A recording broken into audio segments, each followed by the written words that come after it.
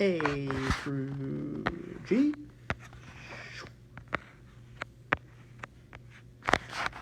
Now, as a little reminder, sometimes it helps to think about what the expression is actually saying. So you have something to the third power.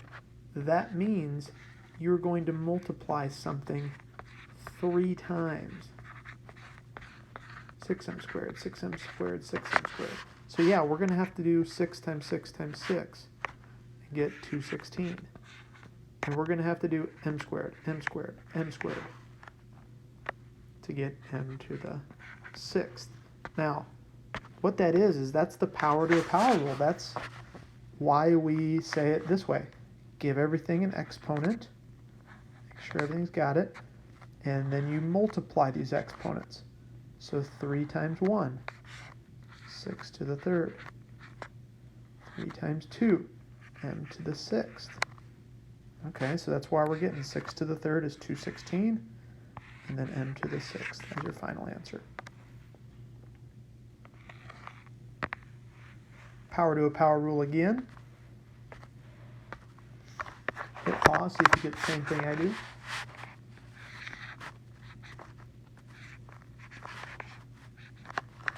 Multiplying those things. K to the positive 3, j to the negative 12. To be fully right, I need to flip negative exponents. My k is just fine. The j is the letter that needs to flip to the bottom.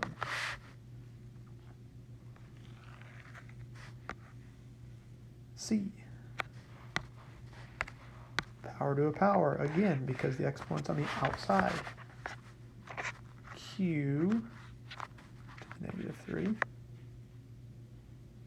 then I still have a q to the 11th over here. This is the rule we haven't used yet on this video. These two things are being multiplied together. So what's that mean? The rule says you add those exponents. Negative 3 plus 11 is 8. Q to the 8th. D. Power to a power. Again. 0 times 3. 0. X to the 5th. Two things right next to each other means multiplication problem. Multiplication problem means add exponents. You also could have said, well, it's to the 0 power, so it's just going to be crossed out. It's just 1. Yeah, same thing. You're going to get x to the 5th, no matter what. E. All right, when you start getting to the more complex ones with multiple letters and whatnot, just try to take things number by number, letter by letter. So first thing I'm going to do is take care of 4 over 10. If I just solve 4 over 10 as a fraction, I could reduce that. 4 over 10 reduced as a fraction is 2 over 5. Then I look at the m's. If I just looked at the m's and had m to the 7th divided by m to the 1st, the rule says that I would do 7 minus 1 and get m to the 6th. In other words, if m to the 7th played tug of war versus m to 1, the top would win, and it would win by 6. And finally, we move on to the n's. If I had n to the negative 2 over n to the 10th, negative 2 minus 10, that's my rule stating that I have to subtract.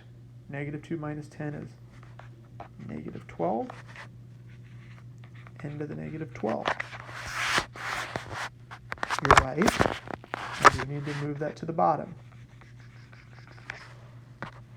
So n to the 12th would end up on bottom.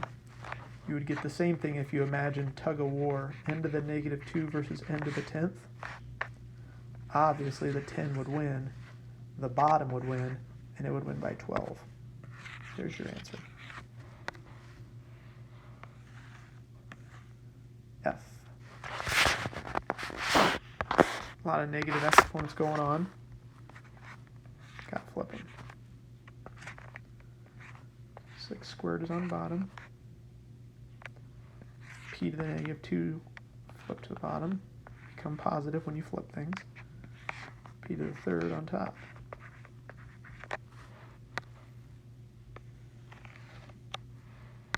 Now, I know what 6 squared is. That's 6 times 6. P to the third, P squared. That's a division problem, so my rule says subtract those two things. P to the third minus 2 is P to the first. So you can just leave it as P if you want. Lastly, G. Back to our exponent on the outside. Don't just multiply the 2 and you've got to make sure everything has an exponent first.